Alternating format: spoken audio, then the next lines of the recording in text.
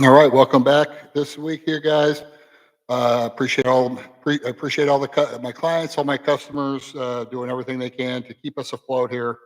Like I say, this is if you don't like shopping for cars, if you don't like dealing with car dealerships, and but you do want a new car, let me know. Let me be the one to take the beating for you from the dealership. Let me beat them up on prices. Let me use competition and call other dealerships and do whatever it takes to get the lowest possible price for you.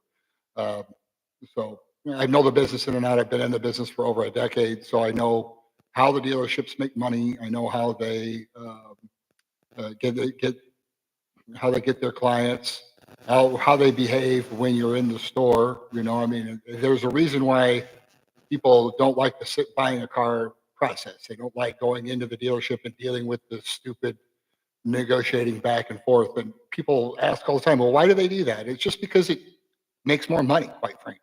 It's just if it didn't make money, they wouldn't do it. But that being said, the dealerships still need to sell so many cars, and when you're looking at pre-owned cars, they have to sell them within before 3 months, preferably. And then also new vehicles, they have to sell so many of them a month to get a kickback from the manufacturer. So the bottom line is that it's not unheard of to get a brand new car for under the dealer invoice. It's pretty common, right? It's not as unexpected as you think. Uh, on a used car, it's something that when you're shopping for used, you can price shop all you want, but the bottom line is find out what you can afford and buy the best possible car for that kind of money is my advice always. Because when you're buying a pre-owned car, you could be buying someone else's problems. So make sure that you're doing your due diligence and looking at the right manufacturers, the right models. And if you have questions, let me know. I'll be more than happy to answer those questions for you. So anyway, right now we do have to get back to a search. We are looking for a G-Wagon right now. So let's go ahead and pop up our screen here, and we'll go ahead and add this in. Okay, so right now you can see our setup here. We have over 2,000 used G-Wagons to choose from. Okay, so you can see this number here. That's all the 2,300 G-Wagons. Let's take a look. So our client's looking at one. They don't want to spend too much money, which, quite frankly, I wouldn't want to spend too much money on one of these either. So let's go ahead and see what we have available for under 70. They want to be at 75,000 or under. So let's see what we can look at say 78,000. We can always negotiate that down a little bit in a lot of cases. Just depends on the vehicle. And right now we've reduced our number down to 552. 552 out of 2,300. So you can see most of these are priced above $78,000, right? They're like literally 3/4 of them are. So finding value in these vehicles can be a little trickier. I mean, obviously they are not very common, but you can see there's a lot of options here that are available. Here we have this one just came available here. It is a AMG 63 G63 with 41,000 miles on it for $76,000. Obviously that's kind of a low price on one like this one. I'd wonder what the Carfax looks like on it, but a tremendous looking vehicle. With the AMG, you kind of get that cool looking interior with the Argyle diamond shape leather on everywhere. You're going to get your V8 supercharged AMG engine on these right here. So, I mean, you're going to get one with tons of power. When you really look at it here, the cool thing about these AMGs is that every every engine is signed by the engineer that built the engine. They engrave the signatures in on all of them. So that's kind of cool. AMG obviously is a very high performance model right there. Um, good price. Just remember that when you're buying a $75,000 vehicle, you're repairing a $142,000 vehicle. So you're repairing one that's, you're not repairing a cheap car when it goes into the shop. But people just love these, and I don't blame them. So let's see what else has kind of come up since we've last shopped. And we want to make sure that we're cutting back our mileage too. Let's go back into our filters. Really don't want to get one that's higher mileage on these, right? I mean, let's see what we can get that's reasonable on mileage. And reason being is that Mercedes, they can be a real pain in the ass once they get old enough and get more age on them. They can. I had a CLK 430 myself, and it seemed like that's their pony car. It's not even their really nice coupe. It's their pony car basically. And it was like $3,500, to go in there anytime I needed something done on it. Every time, and it was an old one. It was like a 2001. So those are all things you got to kind of keep in mind. Is that these are vehicles where all the parts come across the Pacific Ocean. All right, so you can see we have some other ones that just kind of came in here. Auto Merchants Incorporated. I just see another one, another 17, but I don't have any pictures on that one. So we'll have to move on to the next. Let's go ahead and go into our system here and just check out and see what we can kind of reduce things to here. Here's one right here. This is a nice one. See what kind of engine. Is this the one with this is a 16, so this might have the new engine in it. But it does have the red interior.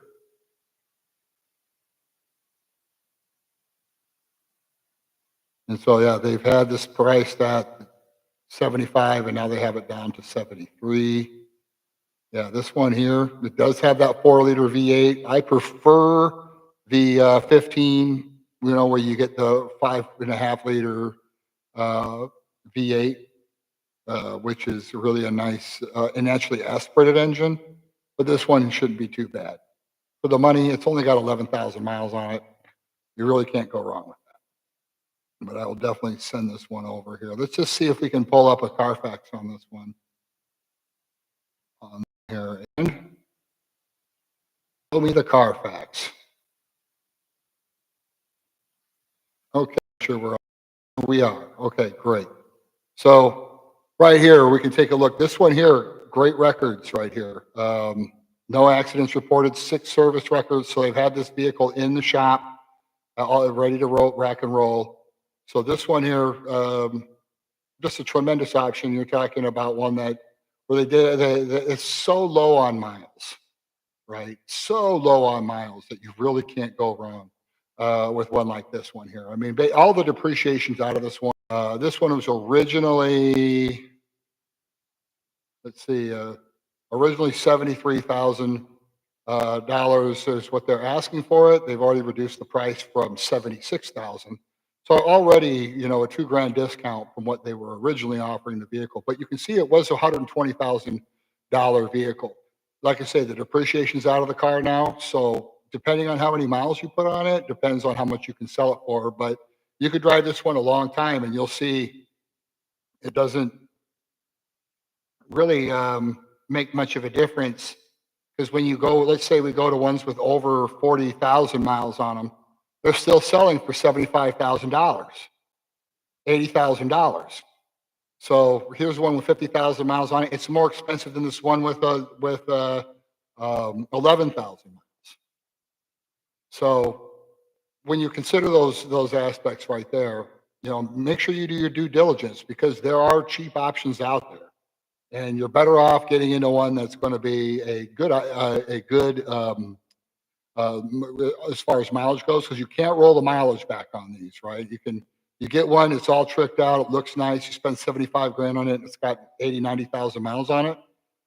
I mean, it's just depending on just kind of the luck of the draw will depend on what your if you use it as a daily, what your situation is going to be in maintenance, right? And that's my only warning on these. That being said, I have I haven't I know that they need to be serviced. I know that when they do, it can be expensive, but I also know that they are reliable vehicles too. So I don't want to give you the impression that they're not reliable vehicles. It's just anytime you're maintaining an expensive car like this, it's going to cost you money. So you can see right here, 77, 78,000, and then here, look, here's some with over 70,000 miles right here that are still selling for 75 grand. So you can buy this one here. It's a 16 for 75, 74,000 plus the pluses. Then you can drive it for 60,000 miles and get a lot of your money back right here. You see 2018s here, 2014, 2015, 2016s, so you can see that there are some newer ones on here too. And you can also see some older ones are still selling for that, right? So ones that are older than this one, and that's the thing is that these ones with these V8s like this, guys, it's going to be a rare thing. Like being able to find a V8 that's bit turbocharged or a supercharged V8 or even the G65 AMG with the V12. Even those are in a situation where there's just not many of them that the manufacturer can make, and the gas mileage on them is just not the greatest. But they just look so cool. They hold their value, as you can see here, even with miles on them. I mean, I can pull this out 100,000 miles and show you that too. So you can see that. Another thing too is that like you can accessorize this vehicle the way you want to. Like, people are like, oh gosh, this one looks so cool. It has the cool bar, the bar up front, and has the cool running boards and all the goodies that you would want on a vehicle. Well, you can put all these things on. You can accessorize these things like a Jeep Wrangler or something along those lines. It's kind of what these are, right? It's kind of like the Mercedes Benz version of a rich person's Jeep. Is kind of what it is. You are going to be missing some things. That door is not power on the back of this car, right? So there's an 11 here. Let's pull that one up. You can, when you look at these like these doors on the back right here, these suckers are heavy. And then on the newer ones, where you got the tire on the back, they're like 100 pounds. So you got to deal with 100 pounds. Plus, when you are trying to get in and out of the doors here, it's always you have to use the power lock and power unlock on the key fob to get in and out of it. There's just they're really unless you get in like a 19 or newer where they finally did a redesign in 19. They're really the same car. They're really not as big as you might think. They're really kind of smaller, but they just do a good job of adding a little bit of height on it and so forth. But again, these cars are really cool, and the thing is that they're comfortable. Um, it's a lot of metal, so it's basically like being in a tank when you're on the road. So, and plus they pull close to 8,000 pounds too. So, when you consider the utility of it, it really is a legitimate sport utility vehicle. It's not just a unibody crossover that they call a sport utility vehicle, right? So overall, yeah, you can see.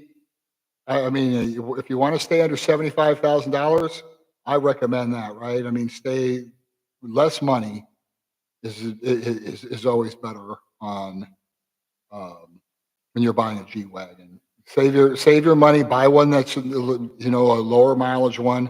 Buy one that's stripped down and put your own accessories on it. Like this one here, whoever buys this one is getting a hell of a value on one of these, right? This is the one with the red interior. This is the cool one. Cool. It's super. It's base, right? Like the outside of it's basic. This one does have a couple scratches on there, but get a good detailer in here and just get somebody in there to clean this up really nice. But look at that red leather. We're talking about a vehicle that is uh, just a super nice package on this one. And one, like I say, at 73,000 for 11,000 miles on it, that's pretty solid. So, like I said, let's see how cheap we can go on one with 27,000. Boom, right here. There's one at the. They've had this one for a minute over there. Obviously, I haven't seen the Carfax report on it, but uh, it's a nice one. This one's going to be the AMG package on it. So a nice value on this one too, less than 30,000 miles. Reason it's been sitting there probably has a not the greatest Carfax report on it. Okay, pulling up right under $75,000. We have a one with 69,000 miles on it. It is an AMG. But yeah, I mean, one like this, you can't really, with under 30,000 miles, that's really a good value, unless the thing has just been just beat up in a freaking bumper cars or something. Let's see. They typically have a lot of older stuff there. Let's see what. Okay, so yeah, I mean,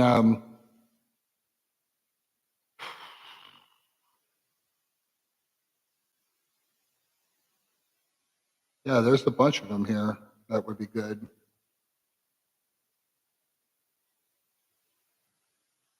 Right here we have a. I'm sure. Let's see if we can break this down a little more here because I want to see what we can find in a naturally aspirated engine. In 2016, they switched to a turbo V8, a 4-liter turbo V8. And the best years of these, I think, are when they have naturally aspirated engines. As far as ones that you're going to get, if you're looking for one that's less of a cost, these are going to be the ones that are going to be a less money for you to have to repair when that happens. All right, so here's one, here's another one. Now this one here is a 15 AMG, so that's going to be supercharged anyway. I'm looking for one that's just a 550 right here. There it is. So one like this is a great model right here because it does come with a 5-liter, 5.5-liter V8 instead of the newer 4-liter turbo.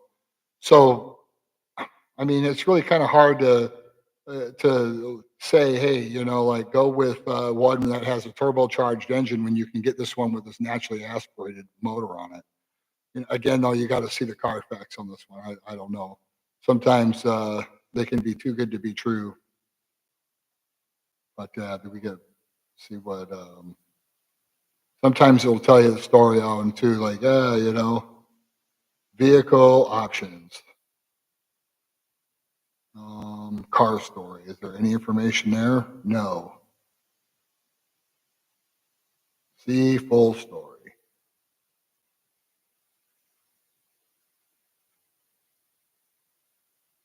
Yeah, I mean, it is a low mileage one, low gas mileage. Now, obviously, you're not going to get. Oops, hang on a second. Sorry, hang on. Let me get this one back up here.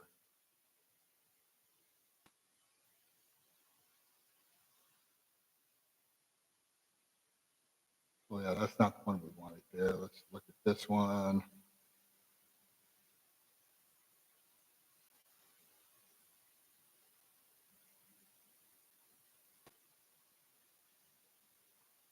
Learn more about this vehicle. How about a Carfax? Um, yep, so 2013 model, great model. Um, that one's been there for a minute. So let's see. Okay, so now we're like at 45K. And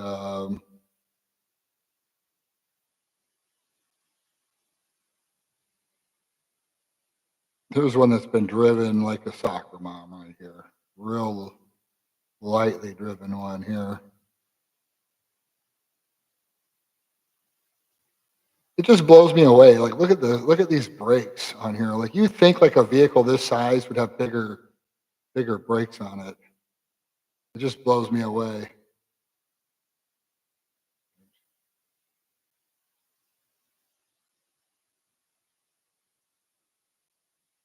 Yeah, this is in Tennessee here. And let's switch to that, back to that one.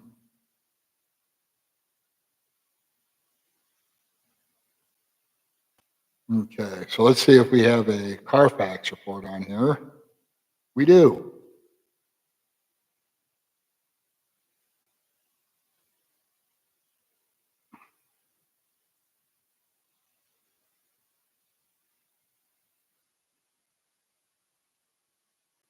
Yeah, here's one right here. Another one right here with low miles for the year. So you're talking about a 12